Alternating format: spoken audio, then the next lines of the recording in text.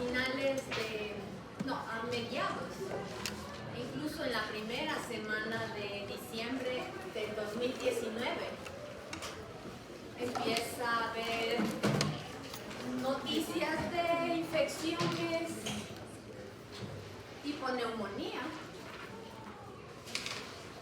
que estaban causando enfermedades severas en China, en Wuhan.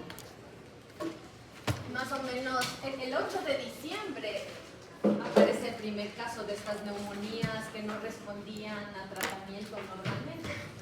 Y el 12 de diciembre ya es un grupo de pacientes que ponen alerta a ese país.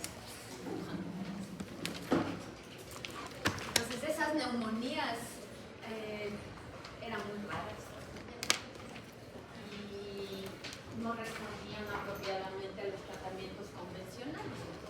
Entonces eso empezó a llamar la atención. Este es un timeline de algunos eventos entre el 2019 y el 2020, solo para que tengan en cuenta algunas cosas. China le alerta a la Organización Mundial de la Salud a finales de diciembre del 2019. Ya hace la primera alerta y empieza ya el mundo a recibir este tipo de información. Y también noticias falsas o incluso científicos criticando a los científicos chinos como diciendo no, es muy exagerado, muy exagerado, muy exagerado. Entonces como que trataban de reducir la importancia. Y estamos en clases, por si acaso. Ya estoy dando clases. Ustedes entran conversando. Entonces, esto es lo que ustedes empiezan a ver. Quiero mostrarles este gráfico. Casi no se lee muy bien, pero ya les voy a decir. En la flecha en rojo dice marzo 2020. La organización declara como pandemia. La Organización Mundial de la Salud declara como pandemia en el 2020. Y empiezan a ocurrir algunos eventos. En abril del 2020, ¿cómo ocurren tan rápido?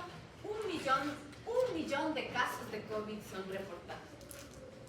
1 millón de casos.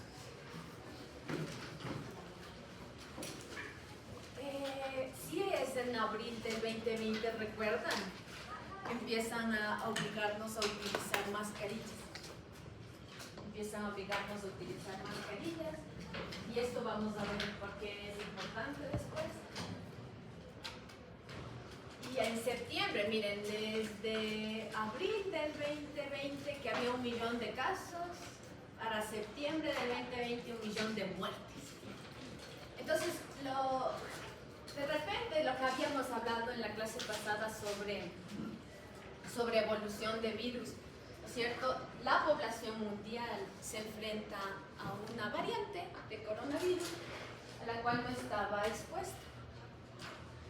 Una cosa interesante con los coronavirus es que antes de que aparezca el SARS-CoV-2, la población sufría de infecciones por coronavirus muy frecuentemente. Entonces, la primera causa de infecciones respiratorias, por ejemplo, resfriado común, ¿qué virus es? La primera causa de resfriado común. Rinovirus. La segunda causa son los coronavirus, pero no el que actualmente ustedes conocen que causó la pandemia, sino son coronavirus del grupo, del género alfavirus, ¿sí? De los alfa coronavirus, de los alfa. Hoy vamos a ver al SARS-CoV-2, que este le pertenece al beta. Entonces, quiero que tomen en cuenta esto. Las condiciones de los dos virus son diferentes. Los alfa coronavirus que producen enfermedades respiratorias altas como el resfriado común tienden a replicarse fácilmente a 33 grados centígrados. ¿Se acuerdan como los rinovirus? A esa temperatura hace que se quede a niveles altos y que no cause enfermedades más severas. Pero esos beta coronavirus, donde está el SARS-CoV-2, el otro SARS-CoV que no es el 2 o el MERS, ¿sí? Estos sí se replican mejor a 27 grados. Entonces eso les hace peligroso, porque pueden provocar neumonías y luego vamos a ver que pueden provocar otros. Estos son beta. Basado en eso,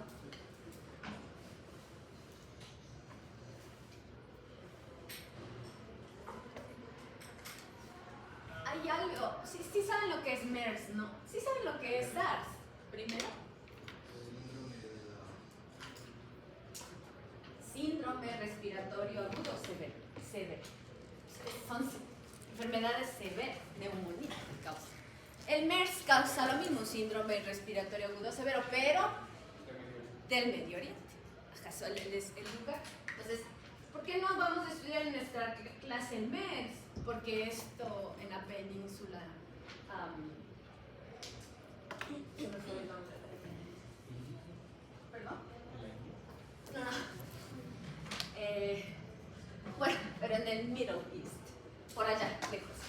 Porque ahí está involucrado los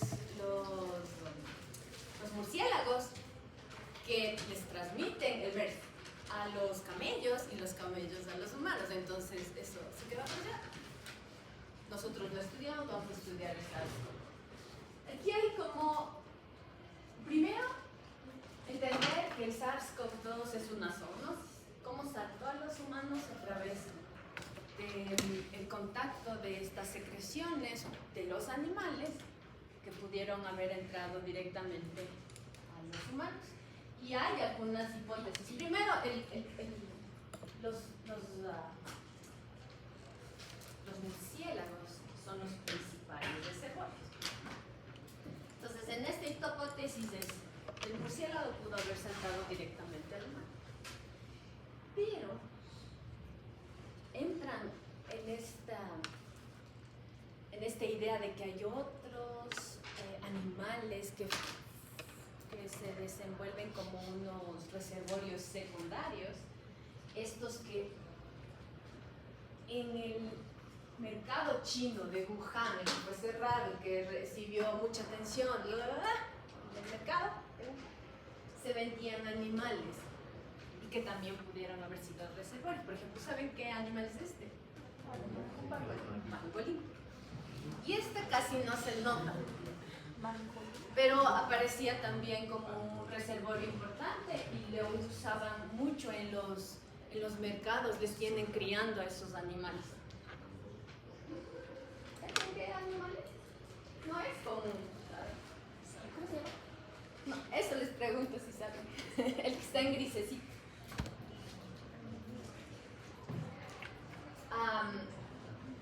Civetas. Son unos mamíferos, ¿saben que les crían a las civetas en estos mercados? Porque les hacen comer un café, un tipo de café especial. Ellos defecan ese café y eso les da un aroma y un olor particular al café de civeta. Le hace carísimo, entonces es muy cotizado criar esos animales en esos mercados asiáticos. Entonces, encima están metidos millones de animales y humanos en los mercados, favoreciendo la transmisión de animales de enfermedades zoonóticas. ¿Sí? También les venden por carne, pero creo que son más valiosos por el café de civeta. Algo interesante, para que no sea un trabajo. Entonces, la zoonosis, esta zoonosis terminó poniendo de cabeza al mundo, ¿no es cierto? Okay. Entonces, vamos a hablar de los coronavirus.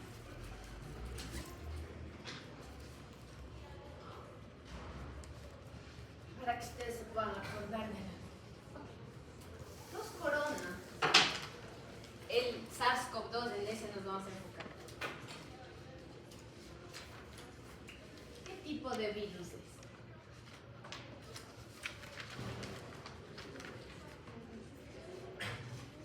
Díganme, pues. Bueno, hasta hacer todo esto.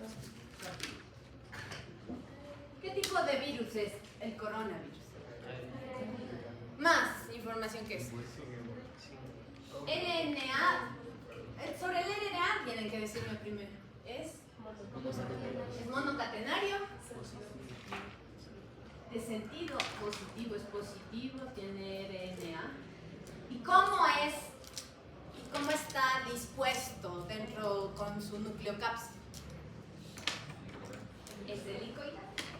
RNA de sentido positivo, helicoidal. ¿Por qué les estoy dibujando para que se acuerden? La estructura del virus es que es con envoltura. Pero esta envoltura es particular. Está compuesta por estas glicoproteínas de membrana helecho en 3 pedacitos porque son unos trímeros. ¿Cómo es el nombre de estas glicoproteínas? Las spike. Les dicen glicoproteínas de spike. ¿Sí? Los coronavirus, ¿qué tipo de células infectan? Entonces, antes de ir al tipo de células, es el receptor. ¿Cuál es su receptor? Y así las células. ¿Qué tipo de receptor? Estos sí son importantes porque es un virus que todavía nos causa problemas. Y ustedes tienen que saber. Tipo de receptor. AC2 y otro que es PRSS2, que es una proteasa de serina transmembrana, eso significa este TM, ¿verdad? Es una proteasa de serina transmembrana. AC2 y esta proteasa de serina transmembrana. Ajá. Receptores AC2. Esto sí se sí, a estas alturas creo que sí le han de reconocer esto, ¿o no? ¿No?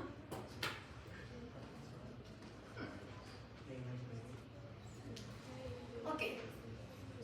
Una vez que el virus reconoce este receptor, ¿qué células son capaces de expresar este tipo de receptores? Y por eso el SARS-CoV-2 no solo se queda en los pulmones, sino termina matando a la gente. Entonces, ¿qué células son blanco del SARS-CoV-2?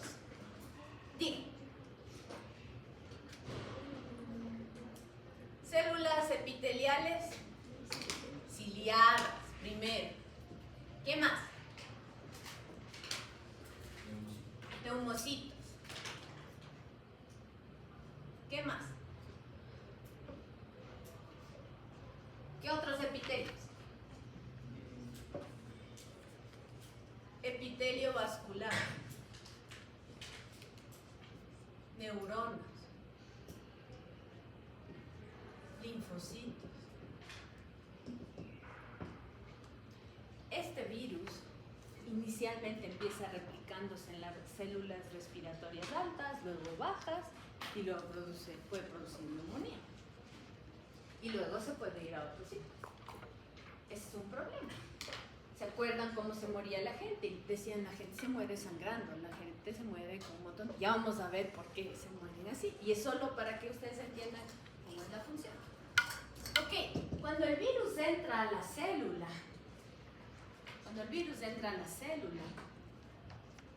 evita las respuestas antivirales naturales, innatas del cuerpo. ¿Qué será que evita? ¿Cuáles son esas? ¿Cómo?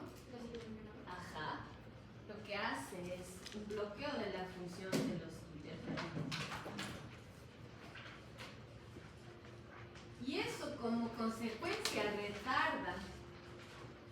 Entonces esta es la evasión inmunitaria. Retarda la actividad de dos células muy importantes que hacen acción antiviral. Células.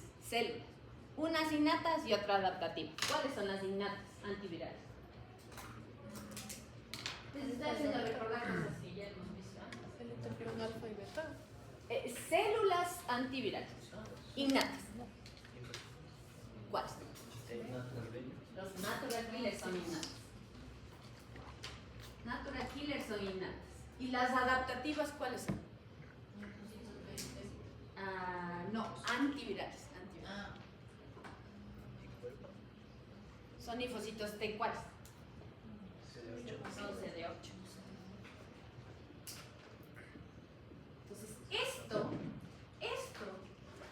no está funcionando bien. El cuerpo tiene que hacer algo para poder combatir ese efecto, porque el virus por al menos 14 días se está defendiendo de esa forma y los mecanismos antivirales no están funcionando, pero el cuerpo tiene que hacer algo. Y entonces esto lo que provoca es que ocurra una cascada de eventos proinflamatorios. Entonces esto activa respuesta proinflamatoria. Proinflamatoria. ¿Sí se acuerdan que células son proinflamatorios? Los que estaban involucrados en producir inflamación. Hemos visto antes. ¿Perdón? Innatas primero. Proinflamatorio. ¿Qué?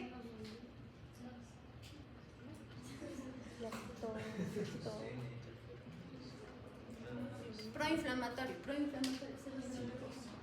Células proinflamatorias. Y antes de eso, muy proinflamatorio. Macrófagos. Está aumentando la actividad proinflamatoria de los macrófagos, ¿sí? Macrófagos más neutrófilos, ¿sí? ¿Qué citocinas son proinflamatorias?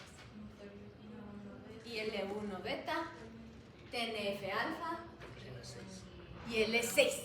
¿Se acuerdan que hacían estas como mecanismo? Fiebre. Aumenta permeabilidad vascular, pero esto está ocurriendo a nivel sistémico. Aumenta la permeabilidad vascular. Localmente es bueno. Se inflama, se hincha. Pero si es sistémico, aumenta la permeabilidad. ¿Qué causa? Sistémicamente aumento de la permeabilidad vascular. No, todavía no hemorragia. Aumenta la permeabilidad vascular. Sí, pero primero algo, vascularmente. Sí, ¿y eso qué causa? Shock. Shock hipovolémico. Entonces, esta respuesta, porque esto es en respuesta a que esto no está funcionando. Entonces, ¿verdad? El corazón empieza un montón de cosas. Reduce la presión arterial, shock, ¿no es cierto? Hipovolemia. ¿Qué más? ¿Qué hacía las citocinas proinflamatorias para que no se disemine, en teoría aquí se disemina una enfermedad cuando es localizado? ¿Qué hacía? Coagulación, coagulación. Entonces, si está ocurriendo a nivel sistémico, ¿qué creen que ocurre? Una coagulopatía. Intravascular diseminada. Ya. Una vez que haya coagulopatía intravascular diseminada, eso pasaba con la meningitis. Causa por Neisseria meningitis, causa eso. Eso también. El shock séptico también causa esto. Un montón de infecciones sanguíneas. Pero ahorita lo que están viendo es se está comportando la enfermedad como si fuera una enfermedad bacteriana. Y no lo es. Y es porque no está funcionando una cosa y empieza a producirse otra. Aumenta la coagulopatía, luego si ya se consumen todas las proteínas de la coagulación, ¿qué hace el paciente? Sangre, ¿no es cierto? Luego sangre. Y ya, y todo esto, ¿qué creen que está provocando? Con los órganos, si hay shock, shock y falla multiorgánica. ¿Perdón?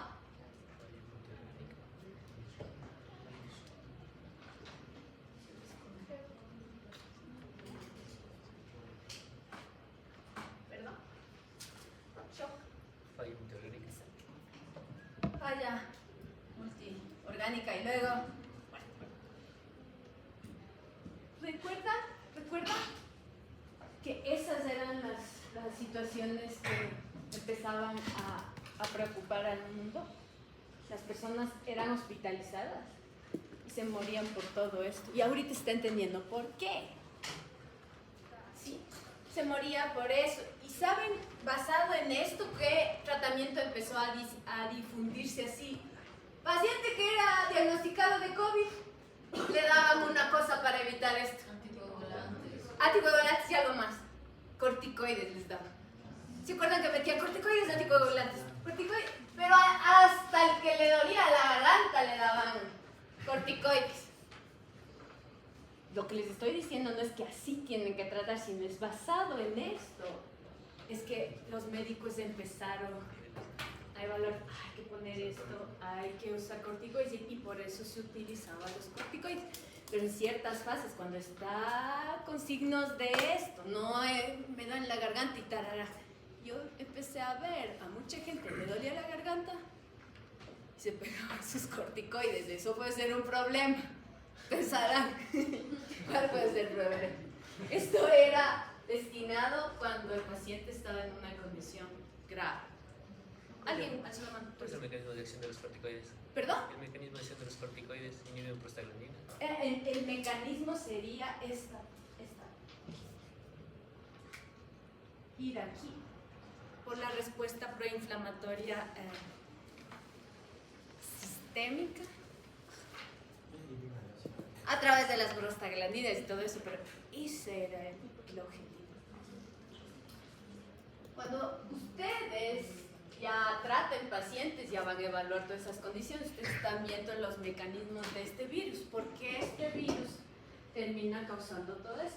Ahora, los virus, los alfa, no tienen por qué hacer eso, porque uno, los alfa, los que producen resfriado común, infectan células diferentes, se quedan acá, no producen todo esto, pero el SARS-CoV-2 sí. Ok, entonces ya intuirán por dónde va el tratamiento, ¿no es cierto? Antivirales, corticoides, anticoagulantes. Al inicio del mecanismo del virus es volver los interferones después de los proactivos y los... Ajá, primero, evitar la producción de interferones, que esos son los antivirales como respuesta innata, los más importantes. Y eso luego retarda la acción, como consecuencia de eso retarda la acción de las natural killers en el cerebro. Entonces es como un círculo vicioso de la respuesta antiviral no está funcionando, entonces el cuerpo se dirige por otra vía, esta vía proinflamatoria que le termina matando al paciente. Ahora, no todo el mundo terminaba en esto, no todo el mundo terminaba en esto. ¿Qué pacientes eran los que terminaban en esto? ¿Cuáles están en riesgo hasta hoy de terminar allá? Entonces, ¿cuáles están en riesgo? Mayores de 65 años, ¿qué más? Comorbilidades. ¿Qué comorbilidades son un problema? Diabetes mellitus tipo 2, obesidad, una obesidad mórbida, esos pacientes se mueren rapidísimo. ¿Qué más?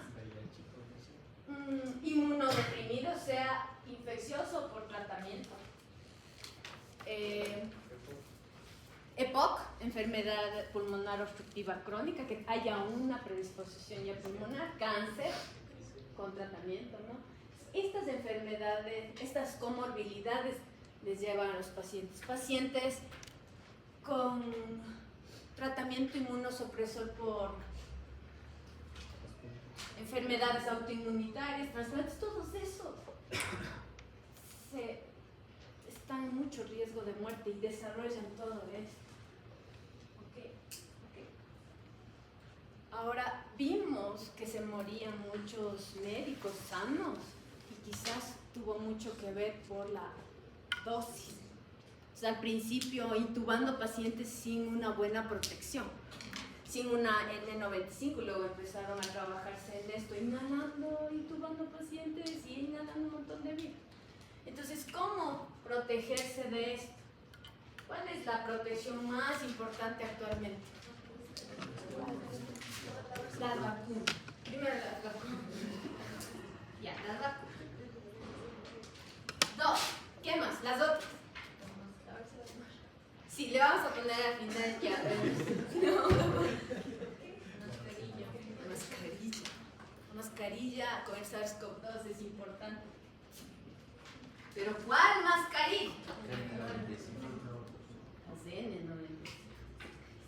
Yo no confío en las KN porque algunas vienen de la China.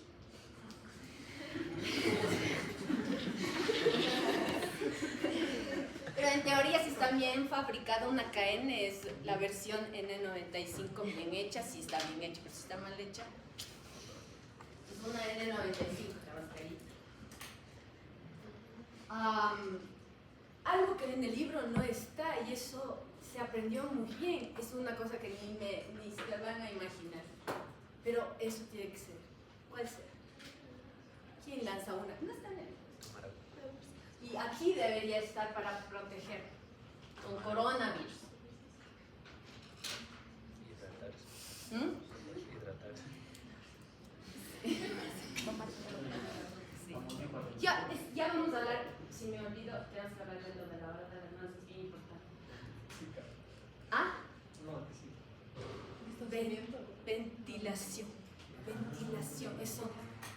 Eso todo el mundo se olvida, y después de que pasamos el corona se han olvidado ustedes de eso, de cuán importante es ventilar. Eso reduce el riesgo de transmisión de coronavirus. A mí me da seguridad que esté abierta la ventana. Cuando llego le abro esta que está cerca de mí, y a veces ustedes van cerrando las que están cerca, pero yo me aguanto el frío, pero me evito esas cosas. Ventilación.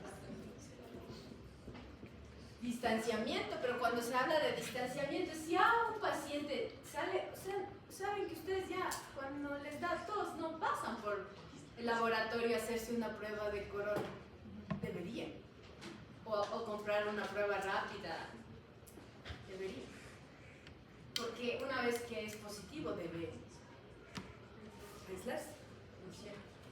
Aislamiento. Entonces deben entender ustedes esto, cuán importante es. Por si acaso asome otra pandemia pronto. No sé. Ahora, con lo de la lavada de las manos, esto es importante. Y eso me recuerda algo. Este virus es con envoltura. La teoría con los virus con envoltura es: se transmiten de contacto estrecho, gotitas respiratorias o saliva o algo que es más estrecho. Este virus es diferente. Este virus es diferente. ¿Y por qué es diferente? Este virus resiste el paso por vía gastrointestinal. Este virus resiste la desecación. Este virus resiste usar mal los detergentes, si no lavarse bien las manos. ¿Por qué? Si es con envoltura. ¿Por qué? Ajá. Las spikes forman esta corona que le protege a la membrana. Los corona son particulares, entonces los corona no solo se transmiten por vía aérea, sino también es fecal oral, por vómites,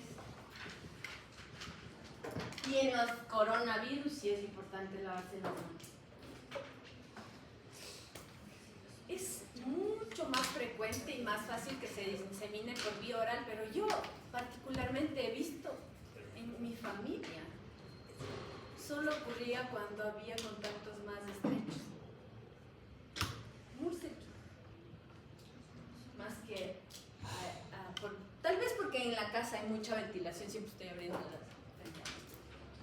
Pero entonces, esta es una excepción a lo que habíamos visto, es un virus que resiste tracto gastrointestinal. Entonces, hay casos de pacientes que sufren de coronavirus.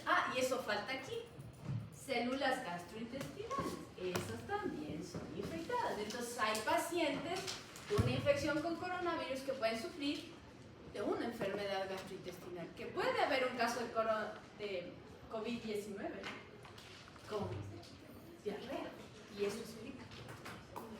Pudo haber estado por ahí. Ok, me falta algo sobre los coronas. ¿Quién pregunta?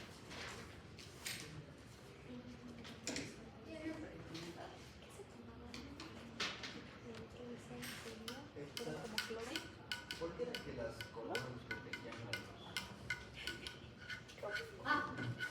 Porque estas proteínas de Spike, las de Spike, son tan grandes que terminan cubriendo toda la membrana que está debajo. Son glicoproteínas gigantes. Le dan la forma de corona, que es la forma en como uno les designó por cómo se ven al microscopio. Las glicoproteínas le protegen. ¿Sale?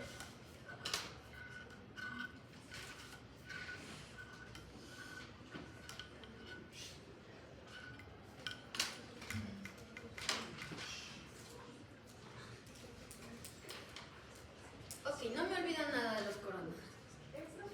¿Y cuándo de latencia, malignidad, no todos? No, a ver, sobre latencia. Todavía no puedo decir sí o no con certeza, porque hay un estudio que está publicado en una revista no tan buena que han encontrado como corona en los testículos, que podría haber latencia, pero no, por eso no puedo estar segura ahora, no. Y digo no estoy segura porque ocurrió con ébola. El ébola no causaba latencia y después de años se empezó a ver que se reactivaba y encontraron que quedaban latentes en algunas glándulas. Luego encontraban ébola en pacientes que ya sufrieron de ébola y se recuperaron, encontraban virus en las lágrimas o transmisión sexual después. Entonces, no lo sé sobre la latencia. En este punto donde sigue evolucionando un virus como este. Y hablo... y malignidad no sabemos. Y estoy hablando sobre la evolución del virus porque ¿se acuerdan que era muy común acordarse de los nombres que alfa, lambda, delta, epsilon, omicron? Ya no circulan esas. Estamos a 2025. Bueno, aquí se quedó en la semana 17 y ya estamos más avanzados, pero miren las variantes que andan circulando, LP81, XDC, NB, que ya no aparecen, ya son desplazados por la capacidad. Entonces recuerden, los virus de RNA tienden a mutar fácilmente y estas mutaciones son tan rápidas que van apareciendo variantes diferentes. La variante que ahora a esta fecha en noviembre, ¿estamos en noviembre?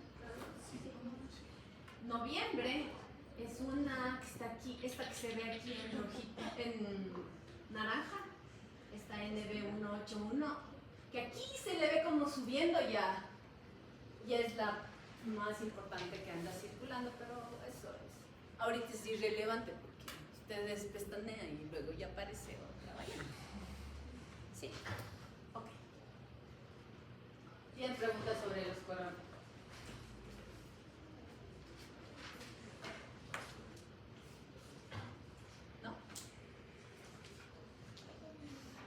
Ahí está, para que le miren mejor a la spike. Las proteínas de spike como son bastante grandes y le dan esas ventajas de este virus. ¿Tienen preguntas? ¿No tienen preguntas? ¿Alguna opinión sobre el coronavirus? ¿No había gente que se tomaba algo de cloro y lo iban a ¿Por qué hacían eso? Yo me acuerdo que hasta le escuché a una científica mexicana había estudiado en Harvard, me parece, que tenía esta concepción. Primero, ¿han visto la etiqueta? Yo primero querría que ustedes evalúen las cosas, ¿no es cierto? ¿Han visto la etiqueta del cloro, del hipoclorito de sodio que dice irritante, ¿no es cierto? No ingerir, no, y sin embargo, ¿bajo qué mecanismo, tal vez desde el punto de vista del laboratorio, como desinfectante, como mata todo, virus y bacterias, a alguien se le ocurrió? De hecho, desde hace tiempo utilizaban el cloro y sé de esto de cerca porque trabajo con un investigador que empezó a estudiar autismo. Entonces, ahorita no tiene nada que ver con infeccioso, pero hace años en Otavalo parecía que había surgido algún tipo de clínicas que prometían la curación de los niños con autismo dándoles cloro. Les dan cloro. Y los niños con autismo, entonces pensando en esta premisa de que si la microbiota es uno de tantas razones, porque es multifactorial el autismo, cambiando esa microbiota, los niños también cambiaban su comportamiento. Había niños que terminaban defecando blanco. ¿Se imaginan qué estaría pasando ahí los pobres que ni se quejan? Y entonces pienso que pensando en estas ideas, a lo mejor alguien dijo, bueno, usamos el cloro y diluido y no sé qué. Entonces no hay una base científica a usar una sustancia corrosiva en mi organismo. Y sin embargo creo que era placebo. Mucha gente decía, sí, mi familia le dimos cloro y se curó y todo. Claro, cuando se diseminan estas entre las familiares, luego, claro, empezaban a aparecer hasta personas formadas como científicos que publicaban, pero sí tienen que, porque aparece uno. La historia de la ciencia a veces ha demostrado, sí, esto, uno tratando de decir la teoría de la gravedad, lo que sea. Y hasta que la gente pueda entender eso, se burlaban. Pero hay ciertas cosas que razonando no tienen sentido. Y empezaron incluso a administrar antiparasitarios de uso veterinario. ¿Se acuerdan que hasta la alcaldesa de Guayaquil en ese tiempo sugería la hidroxicloroquina? ¿Era la hidroxicloroquina? O la ivermectina. Y la ivermectina, gracias. Ivermectina, sí. Antiparasitario de uso veterinario.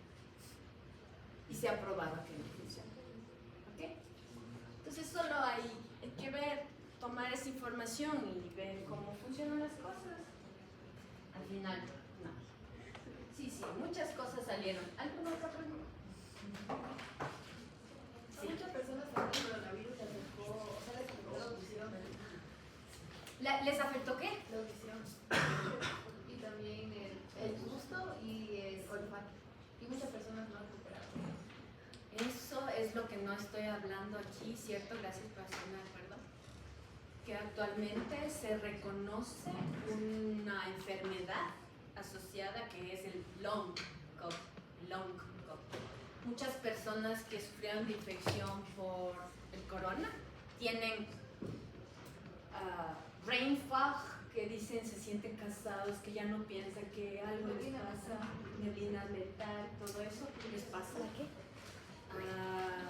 Depresión, neblina mental, depresión, un trastorno auditivo que no hayan recuperado, y ese era un rasgo. Ahora ya no es tanto que uno pierde el sentido del olfato y del gusto, pero al principio sí ocurría. Es que van mutando y se van adaptando, pero sí ahora en muchos casos afectando Es como un daño que ya se queda en la célula. en algunos, porque hay un tropismo, hay un tropismo Entonces es un problema. Es un problema. Este virus sigue siendo un problema y seguirá siendo un problema.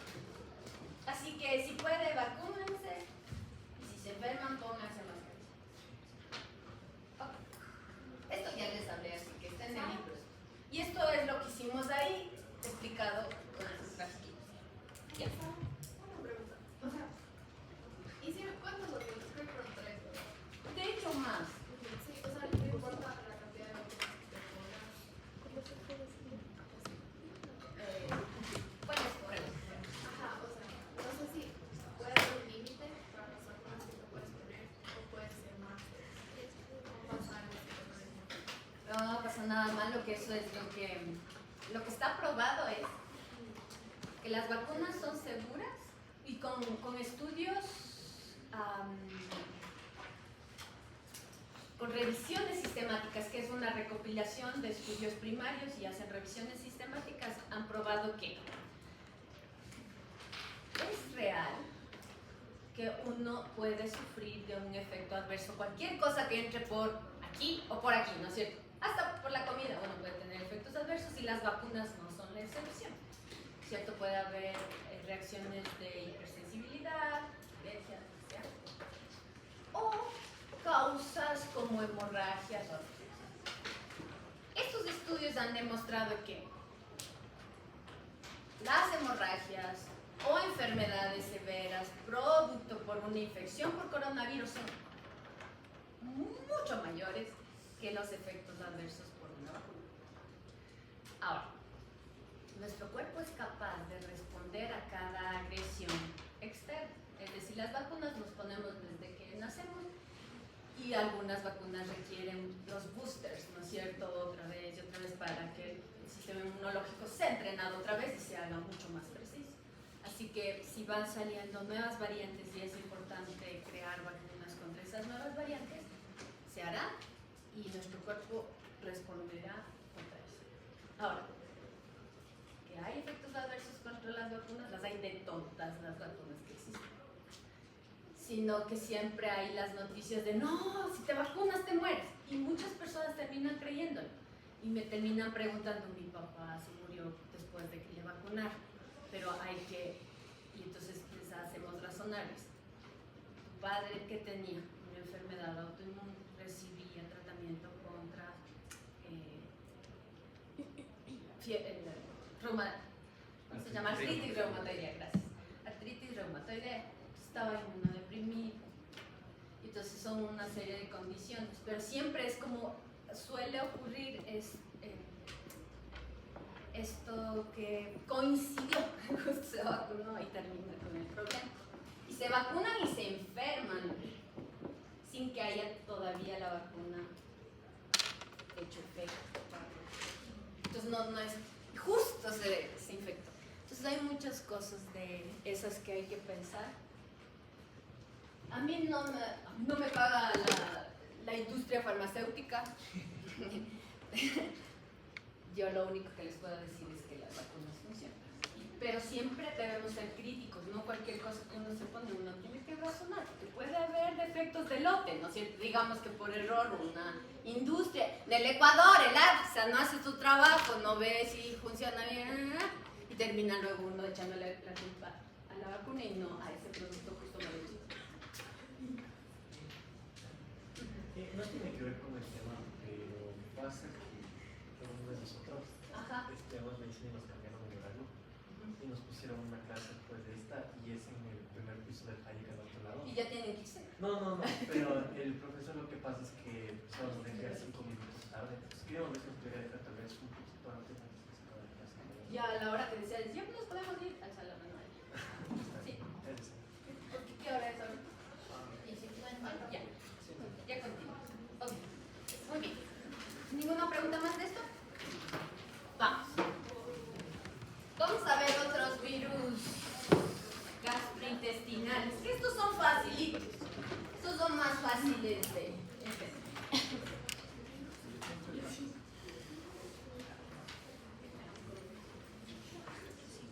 En el grupo de los reovirus, uno de los virus que más nos interesan son los rotavirus.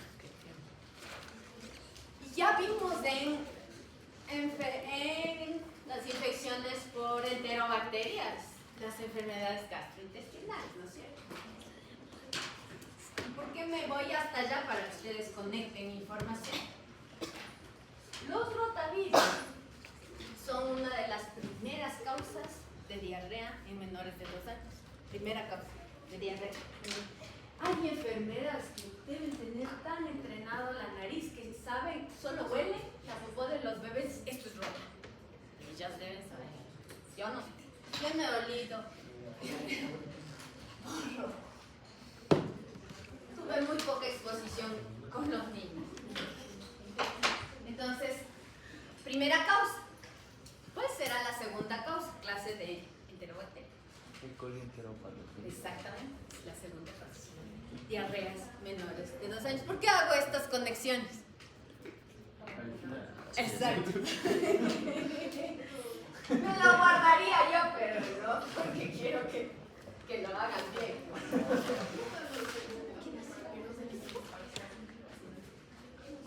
Ah, no, eso no puedo cambiar porque yo no hice esas reglas. Las hacen todos los profesores de mí.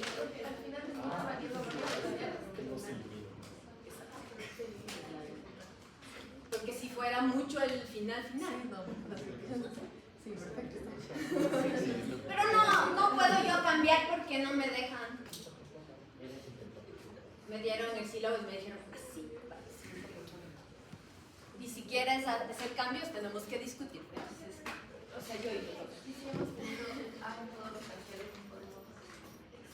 es que no esté eso en el sílabo. O sea, todo lo que ustedes me propongan, puedo decir, tengo las manos acá. Porque eso tiene que decir en el sílabo. Que no hice yo. Vamos con los rotavirus. Sí, eso es lo que están diciendo. Entonces, primera causa de diarrea en niños menores de 2 años. ¿Qué tipo de virus es este? ¿Los rota? Virus desnudo. Este sí cumple todas las reglas. Si es desnudo, entonces se transmite fecal oral. Es de la desecación. ¿Cierto? ¿Qué tipo de RNA tiene? Este es particular. Este sí en particular. Es de doble cadena. ¿Y qué más? Es segmentado. Doble cadena. Entonces, hasta ahorita conocen 2 virus que son segmentados. Los reovirus, en este caso rota, y los ortomixovirus. Solo que los rota son de doble cadena y los ortomixovirus simple cadena. Rotavirus tiene una doble o triple cápside. Y cuando pasa por el tracto digestivo, el ácido y las enzimas degradan esa cápside y le activan al virus y es ahora infectivo. Antes no era infectivo. Y eso le llaman que este ISPV, que es la partícula subviral infecciosa. Entonces, ¿cómo ocurrió el desarrollo de la partícula subviral infecciosa? Entonces, tiene 2 o 3 capas en la cápside. Pasa por el tracto gastrointestinal y el ácido le activa. Y ahora puede infectar células. ¿Okay? Las células blancos son los enterocitos. Ahora, ¿cómo ocurren esas diarreas abundantes producidas por el rotavirus?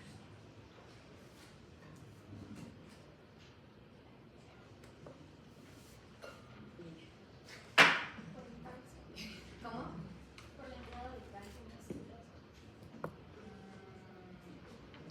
No entra, pero sí por el calcio. ¿Dónde hay un reservorio de calcio importante?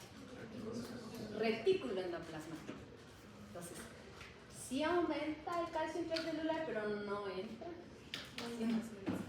Sale desde el retículo endoplasmático hacia el citoplasma. Aumenta el calcio intracelular. Eso activa otros segundos mensajeros, porque el calcio ya es un segundo mensajero. Activa otros segundos mensajeros mensajeros como esto clase, ustedes dijeron que no tienen biología molecular. Otro segundo mensajero que es el IP3. Y en realidad lo que está ocurriendo es una cascada de señales que aumentan como una onda de liberación de calcio a nivel intracelular, que esto termina causando diarrea. ¿Cómo? Por muchos mecanismos. El libro les dice por salida de cloro, que eso ya se sabe, ¿no? Si sale cloro, va saliendo agua. Pero hay otros mecanismos que también favorecen las diarreas acuosas en el rotavirus. Y me olvidé. Esta es el factor de virulencia que produce esta proteína del virus, la NSP4. Una proteína no estructural. Entonces funciona como endotoxina y este es el mecanismo. Aumenta el calcio intracelular porque se libera a nivel de retículo ectoplasmático. Y este evento de aumento de calcio intracelular termina aumentando la liberación de citocinas proinflamatorias, prostaglandinas, óxido nítrico, serotonina, todo eso favoreciendo la diarrea post. En los bebés, en los menores de 2 años es acoso. En un adulto, a veces hasta sin síntomas, la infección por rota. ¿Por qué nos interesa en los niños menores de 2 años? Hay eventos en los que se han muerto niños por diarrea, por deshidratación, solo porque los padres no saben cómo rehidratar. Si está eliminando electrolitos, lo único que están haciendo es darles agua de vieja. Ahí no hay electrolito. Entonces, si son lactantes, es la lactancia, más sales de rehidratación. ¿Ok? Es fácil lo de los. ¿Tienen preguntas? Para prevenir el rotavirus, ¿cómo se previene el rotavirus? Uno, la primera, vacunar. Y la otra, la que sí es bien importante, Lavado de manos. exacto, lavarse las manos. Cuán importante es lavarse las manos, porque es fecal oral. Ok. A ver, el NSP4 es el proteína. Sí, es una proteína que produce el virus. Gracias a esta es la eliminación del calcio. Su actividad es que esta NSP4 favorece la salida de calcio a través de... Es por la cerca que sale calcio. ¿Perdón? Sale por la cerca. No sé, no me acuerdo. Por ahí ya de salir. Ustedes que están más... Espera, creo que tenía... Tú tenías una pregunta antes. O sea, justamente esa liberación de calcio, Ajá. los incrementos de calcio de pruebas liberadas, o sea, No células proinflamatorias. Sale calcio desde el retículo a citoplasma. La presencia de calcio en el citoplasma activa otros segundos mensajeros. Uno, la producción de este IP3. ¿De dónde salió esto? Es un proceso degradativo de la fosfolipasa. Y este tiene otros eventos. En inmunología van a entender cómo este segundo mensajero termina activando factores de transcripción, que estos activan genes que producen citocinas proinflamatorias y es como una cascada de eventos. ¿Sí? Entonces, esa cascada de eventos termina provocando esas diarreas.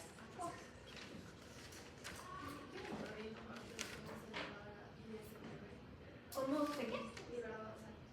Sí, cuando el virus está dentro de la célula, empieza a producir un montón de proteínas. Y hay NSP1, 2, no estructurales, que muchas tienen funciones de polimerasas, ayudan a la transcripción. Y hay una en particular, la NSP4, producida por el virus, que tiene función de endotoxina. O sea, la NSP4 es un derivado de la ISPB. NSP4 es un derivado, no, de la IS. ¡Ay, te perdiste! Regresa. Aquí hay proteínas que protegen al virus, que son de la cápside. El ISPB se produce cuando el virus pasa a través del tracto digestivo. Las proteasas del tracto digestivo clivan esas proteínas y se forma esta partícula viral. Ahora es infecciosa. Ahora infecta y entra al enterocito. Dentro del enterocito ocurre todo ese sistema de... primero, como es RNA de doble cadena, tiene que abrirse, luego transcribirse, luego traducirse, y en la traducción de muchas de esas proteínas hay una que nos interesa, que es esta endotoxina, es una exotoxina, lo siento, es una exotoxina, no endotoxina, sí, lo siento, es una exo. Porque las endotoxinas son tipo... Y entonces esta toxina enterotoxina quería decir. Disculpen, yo también estoy cansada. Toxina, eso que yo digo, enterotoxina. La enterotoxina es esta NSP4. Esta es diferente. Esta activa los canales de calcio en el retículo endoplasmático, se libera calcio y vienen los eventos de diarrea. Por esta razón. Incluido ahí salida de cloro. Ok. 100 preguntas. Yo estaba en la prevención, ¿no es cierto? Una, sí. Lavarse las manos. Con los niños hay que lavar todo lo que sea. Muchas veces son los padres de familia los que traen el rotavirus. ¿Tienen preguntas sobre el rotavirus? Mencionaste que relata el niño por la lactancia. ¿Qué pasa si la mamá no está pudiendo dar de lactar? Por eso también hay sales de rehidratación. ¿Y eso se les da igual que ahora? Sí, y esta es una forma en que se nota mucho en los pasillos de los hospitales pediátricos, las mamás. O sea, en teoría es la mejor forma de rehidratar más, dije. Lactancia más sales de rehidratación. Los bebés son tomados por la mamá y la mamá está con una cuchara. No le pone, jamás se pone las sales de rehidratación en un biberón y se le clava. Eso provocaría bonito, porque están diseñados con un montón de electrolitos que van a provocar el vómito. Entonces, para evitar eso, y esto es clásico y esto tiene que hacerse, es con vasito y cucharita, es la rehidratación en los bebés. Porque lo que hace es ir en bajo volumen, rehidratando, y con paciencia. Alguien podría decir, no, vomita. Esa es la forma de dar, sí. Sales de rehidratación oral, las que hacen. ¿Alguna otra pregunta? Y para finalizar, otro virus diarreico. Y a este virus diarreico le van a asociar a otras condiciones. Son los norovirus, que pertenecen a la familia Caliciviridae. Entre ellos a veces aparece el virus Norwalk, pero es porque es dado el nombre en una ciudad donde se reconoció, pero ustedes van a acordarse, norovirus. Norovirus. Esta infografía les va a recordarlo. Piensa en norovirus, piense en estas condiciones, en estos factores de riesgo, y este es uno de los más comunes. Punto 1. Los norovirus necesitan pocas partículas virales para que causen diarrea. Pocas. Con 10 partículas virales alguien ya puede sufrir una infección, entonces se disemina tan fácilmente. Y una de las razones más comunes es el poco aseo de manos. Entonces, en estos lugares que ven aquí, ¿Cuál será el factor común, no es cierto? Todos comiendo en una misma cocina. Entonces, cuando la o el cocina tiene un norovirus en sus heces y no se lava las manos apropiadamente, porque es un virus desnudo, de RNA de sentido positivo, fácilmente diseminable, fecoral. Estas condiciones son clásicas, es donde hay hacinamiento o donde hay muchos grupos de personas. Entonces, lo clásico es que si viene un caso de diarrea por coronavirus, no está solo, vienen 5 o 10 más con las mismas condiciones. Es un hospital, les llegaron 10, a otro hospital otras 10, ¿y qué tienen en común? Comieron en una boda, o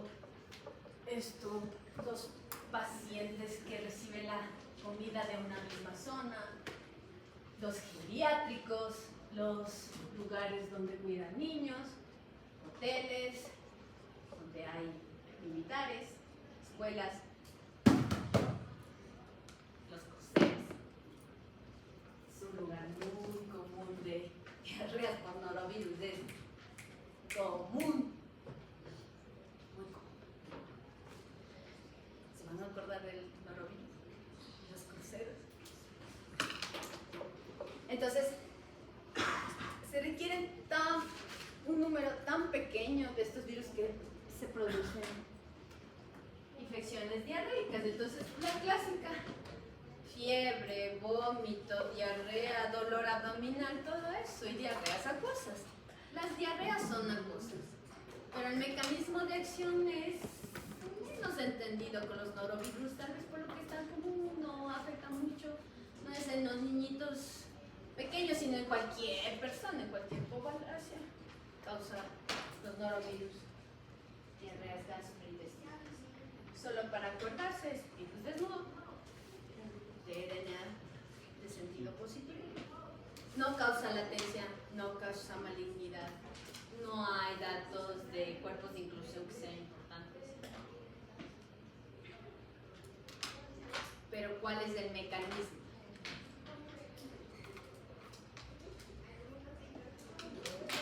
Ya por acá. Sí. Sí. Sí. Sentido positivo, dije. Positivo. RNA de sentido positivo y así. Simple cadena. Ok. Esto de acá no le hagan caso porque son hipótesis de enfermedades inflamatorias que pueden ser causadas por norovirus. Los norovirus entran e infectan. ¿Identifican qué célula puede ser esa célula blanco por la que se mete? Hemos visto otros patógenos gastrointestinales que utilizan esa célula. Las Cooper especializadas. ¿Las qué? Las placas de Peyer tienen células en B. Es como el chancho, La enteroinvasiva, la shigella, la salmonella, todas esas se meten por ahí. El norovirus utiliza como un lugar ideal para entrar fácil las células M. Cuando reciban la clase de inmunología van a entender mejor por qué es tan fácil entrar por ahí, que no es, si no nos faltaría tiempo que ya les expliqué. Entonces entran las células M y el virus termina infectando células del sistema inmunológico en las placas de Peyer, ¿sí ven?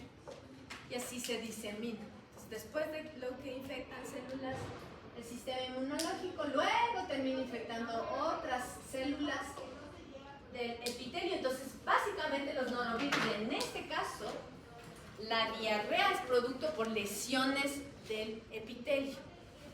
Los rota no lesionaba el epitelio, bueno, al final termina provocando, pero el rota terminaba provocando es la salida del líquido. Pero en esto sí se ha visto que los norovirus lesionan, primero infectan células del sistema inmunológico, luego termina infectando el epitelio, entonces lesiona el epitelio. ¿Eso es porque no se absorbe el agua? es porque se alarma? La falta de lesión, perdón, el hecho que se provoque lesiones en el epitelio es por falta de absorción. Entonces la diarrea es por falta de absorción porque no hay células que absorben. ¿Tienen preguntas sobre los norovirus? No son virus tan complicados, sí, no hay mucha información a veces.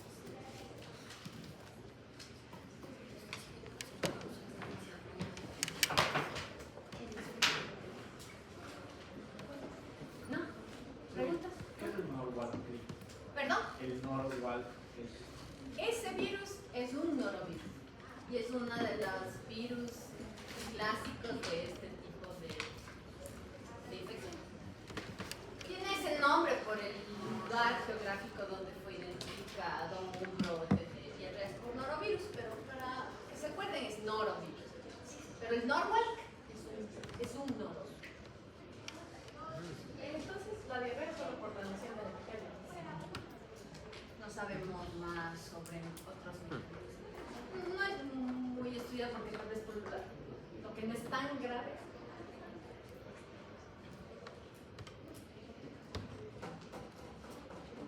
Están libres. Y o sea, la prueba clínica, la